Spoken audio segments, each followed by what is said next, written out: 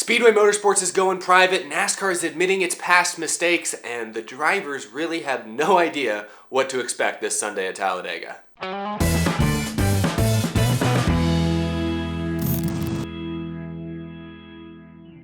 How's it going, everybody? My name is Eric, and welcome to Out of the Groove. I have a couple pretty big stories I need to catch up on from this past week, one from Monday and another one that was just released yesterday. That's what I'm going to spend most of this episode talking about, but before I get too far into that, I want to kind of give my final look, my final preview for Talladega this weekend. As I'm recording this episode, drivers are getting set up for first practice and everything, and we have a few new quotes from some drivers regarding the type of racing we can expect on Sunday, and the general consensus, it seems, is nobody knows. First tweet, first report we see right here, Eric Almirola apparently had an hour-long conversation in the hauler before practice even started regarding what maybe they can expect this weekend. It looks like he still doesn't know for sure. If tandem comes back, he brings up something that I talked about on Wednesday, the fact that some of these cars with the front ends, the way they're lined up, bumpers may not align very well. Bump drafting might be very difficult. Almirola, you see there, calls it treacherous and risky. I think that's those are some pretty good words. Those are some pretty good adjectives. That's exactly how I would describe it. I don't know how well bump drafting is really going to work with these Cup cars the way they're built right now. Now here's a tweet with a quote from Joey Logano. Now he's taking a slightly different stance on this, from Eric Almirola at least. As pretty much every driver said, he doesn't know what the draft is going to look like on Sunday, if it's going to be two-car tandem, if it's going to be pack racing, how it's going to look. He has no idea, but it sounds like Logano actually would be a little more excited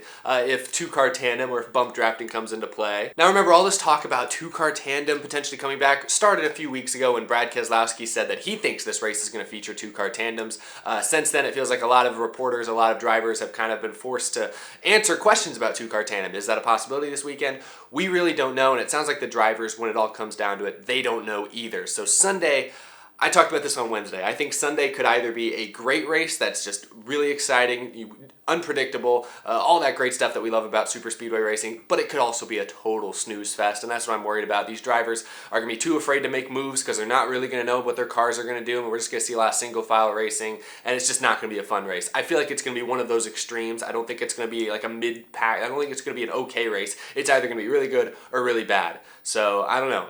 I'd tune in on Sunday just to see what's going to happen, but I don't know. I don't want to get people's hopes up in case it does suck. Well, we really don't know. It's worth mentioning, NASCAR is not trying to bring the two-car tandem back. If we do see two-car tandem or bump drafting on Sunday, it's more of kind of just a consequence of this package, an unintended consequence, I should say. NASCAR did not create this aero package this weekend with the intent of bringing two-car tandem back. If it happens, it wasn't on purpose. So keep that in mind. But yeah, Talladega this Sunday is going to be insane, or at least building up to it's going to be insane. I think the anticipation might be more exciting than the race itself, but maybe I'll be proven wrong. I'll stay realistic, but still hopeful that we see a great race on Sunday. Now I want to talk about a couple pretty big stories that I saw a lot of people talking about the last couple of days. Well, this first one actually, I didn't really see that many talking about this first one, but I think this one is arguably the most important of these two stories I'm going to talk about. Reported yesterday, the Smith family is planning on taking Speedway Motorsports Incorporated private. In other words, they're buying up all the remaining shares. The deal is supposedly going to be worth around $734 million. For those of you who don't know, Speedway Motorsports owns a large portion of the tracks on the NASCAR schedule, including Bristol Motor Speedway, Charlotte Motor Speedway, Texas Motor Speedway. A lot of the ones that have that, logo that we're used to seeing, those are all Speedway Motorsports tracks. Las Vegas, I know. So in other words, they own a lot of NASCAR racetracks, and now their owners, the Smith family, Marcus Smith, the CEO, and everyone over there, are planning on taking it private. Now I read a couple articles about this. A lot of the stuff isn't super important for this show for fans to know about or really care about, but there were a couple interesting details that I thought just might be worth sharing. One interesting note, to me at least, was that SMI's value was at its all-time highest in 1999. And then it started to falter a little bit in the 2000s, but then when the recession hit, that's when it really saw a significant dip. Another interesting detail to me is that Marcus Smith, who's the CEO of Speedway Motorsports, noted that this decision is being made partially due to the fact that NASCAR last year made a bid to try and take over ownership of ISC, the other major company that owns a lot of NASCAR tracks. So I thought that was kind of interesting. Marcus Smith does give a quote here, which I'll go ahead and read for you guys. NASCAR racing has faced several challenges in recent years, and the company racing has been impacted by these challenges. NASCAR has indicated the sport would benefit from structural change. We believe Speedway Motorsports would be more able to compete in this challenging and changing environment as a private company. Pretty generic statement there, but I mean, there you have it. I guess states the obvious in a lot of ways. Now, what I think fans should be taking from this news, fans like you and me, Speedway Motorsports Incorporated, by going private, will then allow the Smiths, like Marcus Smith, to have more direct control over the racetracks, over the business operations, and with NASCAR consistently saying they want to make major schedule changes in a couple of years, this would allow the owners, like the Smith family, and NASCAR, to more easily make those changes. They wouldn't have to go through other people's approval and everything. They could just make the decisions themselves and go do it. And this is why, we also have to talk about the ISC bid, the fact that NASCAR is trying to basically take over full ownership of ISC. By doing that, NASCAR could then more directly control ISC racetracks and could easily make changes to the schedule, or at least more easily. Because the way it is now, NASCAR has to go to ISC, which is its own company, has to go to SMI, which is its own company, and has to negotiate with them. Like, hey, we don't want Auto Club in the spring. Can we put Auto Club here? It's like, oh, but how about Bristol in February? Can we do that? Like, they have to negotiate and they have to all agree. If NASCAR takes over ownership of ISC, NASCAR has full control. They can do whatever they want with it, and they can make whatever schedule changes they want. And if SMI goes private, it would allow them to kind of be in the same situation. And basically would give NASCAR an easier way to make major schedule changes. So assuming NASCAR is able to eventually complete that deal with ISC, and assuming SMI does go through with this and goes private, I think NASCAR's in a pretty good situation to make some pretty big schedule changes by 2021, 2022. They could get pretty creative with it because they'll have a lot more control and a lot more freedom. So I think from a fan's perspective, I think this is a good thing. Anyway, this also kind of merges into the other big story I want to talk about today. Earlier this week, NASCAR President Steve Phelps appeared on Dale Jr.'s podcast and talked a lot about the state of the sport, gave some more insights into kind of the direction NASCAR is going to head in the future. So and he gave some interesting details, some interesting insight. Let's talk about some of it, I guess. Firstly, regarding potential schedule changes, Phelps reiterated that they couldn't make any major changes to the 2020 schedule because they're still under contract with SMI and ISC, but 2020 is the last year of those contracts, which means 2021, like we've known for a while now, is the first year where NASCAR will really have the freedom to possibly make major changes, like removing tracks, adding new tracks, so on and so forth. So Phelps reiterated once again in this interview that anything's on the table. New tracks potentially, a new format, maybe shortening races. I mean, that's still potential. We're already going to see a Pocono doubleheader on the same weekend next year. Could see more of those midweek races, perhaps. Steve Phelps basically reiterated what he's kind of said from the beginning. Anything's on the table. They're still in the brainstorming, kind of still in the pre-planning stages as far as the 2021 schedule is concerned. But he did reiterate, and he did make it very clear that from what he can see, NASCAR fans want more short tracks and more road courses and less intermediates. Now, I think that's a really important thing to note. The president of NASCAR has stated publicly now that he believes fans want more short tracks and more road courses. For years, people have been saying that NASCAR doesn't listen to the fans, NASCAR doesn't hear what the fans want. It sounds to me here like Steve Phelps knows what most fans want. Now, not all fans want more short tracks and more road courses, so as usual, you can't please everyone, but at least it sounds like a good thing here that Steve Phelps seems to know what the fans want in this case. Again, not every fan. I'm sure there's going to be people in Kentucky who aren't happy with Kentucky loses a date. As a person who lives in Texas, if Texas Motor Speedway loses a date, I won't be super happy either, but I'll get over it because I believe more short tracks and more road courses are what's best for the sport's health going forward. So there's always going to be people who aren't happy, who are happy. It's always going to be split.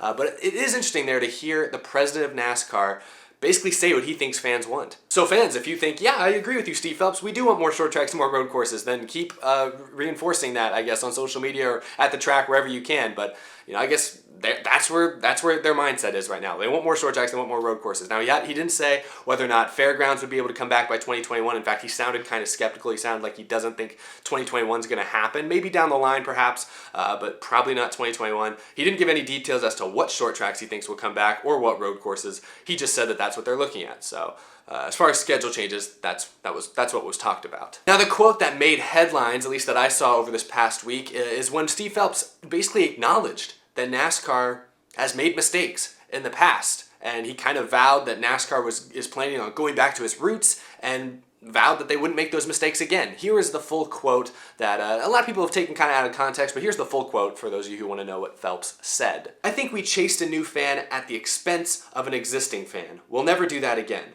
So it doesn't mean that we can't have new fans in the sport. Of course we can.